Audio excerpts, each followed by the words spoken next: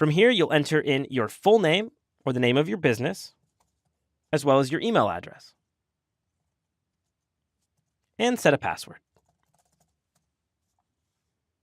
Twitter is going to ask you to verify your phone number. I'm going to choose skip. And then we need to select our username. You want to make sure that your username is short, easy to remember, and free from any characters like an underscore or numbers if they're irrelevant. The underscore is hard to get to on a mobile keyboard, which makes it difficult for people to interact with your brand in the way that most people are using Twitter, which is from their mobile device.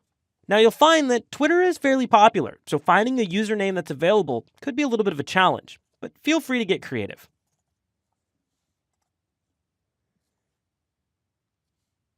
From here, Twitter's going to walk you through a guided tour to get you set up with things that you're interested in.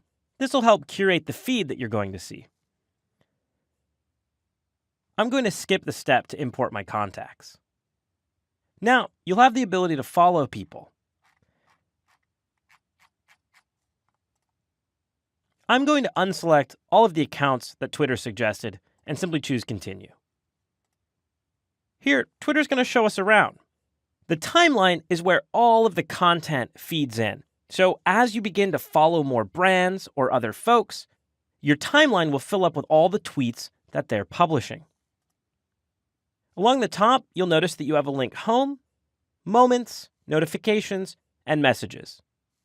Moments is where you'll find news and things that are going on around you.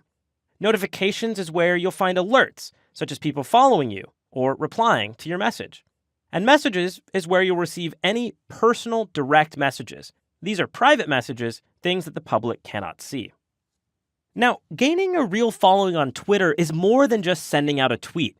You really need to identify your target audience and begin to interact with them.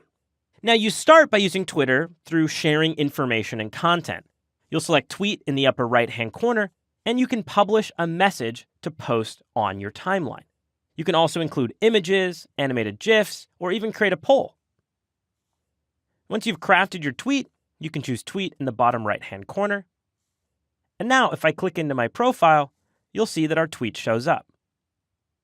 You'll use tweets to drive engagement for any promotional activities, as well as publish content from around the Twitter network. So if you see something that is relevant to your audience, you can retweet that and promote it to your audience, and you can even add in your own comment to indicate what you'd like to add to that message. Now, your goal is not just to broadcast your content like you might on Instagram or Pinterest. What you want to do is interact with the community.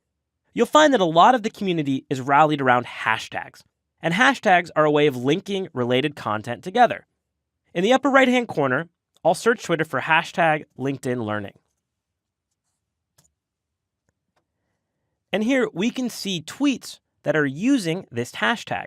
This is a great way to identify people that are engaging with a particular topic, or as a way to find people who might be interacting with a hashtag that you've begun to promote. After you've begun publishing your content, the primary goal is to identify conversations people are having. Well, people talk about all sorts of things on Twitter. Sports, life events, news. They'll even vent about a terrible restaurant or a product they're using. With all of these tweets flying around every day, the likelihood someone is having a conversation that you can add value to is high. Have you ever been at a coffee shop and you overheard a conversation that you thought, gosh, I could probably add value to that? Some of us might jump right in. We could hand a business card and pitch our product or business.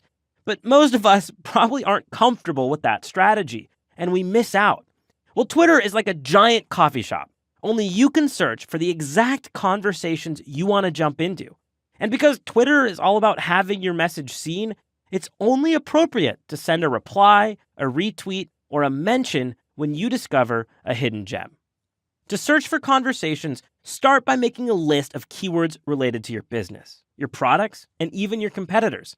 Then imagine yourself in a coffee shop or a trade show or anywhere that you're likely to find leads. And make another list of the phrases or keywords that would indicate to you, hey, that's an opportunity for me to make a sale. Once you've got that list, start entering the search terms into that search box in the upper right-hand corner. Now you'll notice that once you conduct a search, Twitter sorts by top, but you can also sort by latest or by people to review each individual tweet around that word or topic.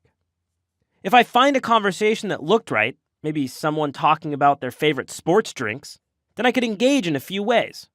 First, I might just retweet them if it's in line with my brand. They'll receive a notification. They might even click on our handle to see what we're about. Secondly, I might reply to them. In the example of H Plus Sport, I might ask them how they think our beverage compares to what they're drinking now. Authentic conversations come across as less sales-oriented. Lastly, I may mention them in a tweet. It really depends on the context of what they're saying, but if a shout-out grabs their attention without pushing the boundaries, then I'm all in. Now, as you begin to interact with people on Twitter, you're really going to need to make sure that your Twitter profile is built out. I went and selected Home, and from here, I'm going to select our name, H Plus Sport.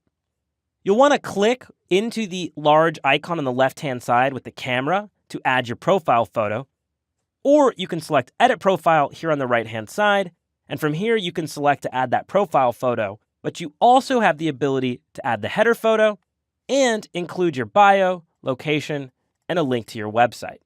I highly recommend that you build this out because as you begin to interact and engage with people on Twitter, they're going to come back to your profile page and see what you're all about. Now, as you begin to invest energy in setting up Twitter, there's two tools that you'll probably want to take a look at. The first is Buffer, and this allows you to pre-create a lot of content. You can simply generate a bunch of content and schedule that content to be delivered at a certain interval. This makes it really helpful to make sure that your Twitter account is always moving some messaging forward. The second tool you'll want to look at is Hootsuite. Hootsuite allows you to manage all of your social media in one place. This way, you can engage people on Facebook and Twitter and YouTube and Instagram all from one platform. You also can schedule your posts and duplicate posts from one platform to another. Twitter is an incredibly valuable platform, and it's relatively easy to get started and set up. And just like Facebook, they do have a paid ads platform, which you can look more into. However, if you are active on Twitter and engaging with people directly and following hashtags, you'll likely see tremendous success organically as compared to Facebook, which you'll need to pay for.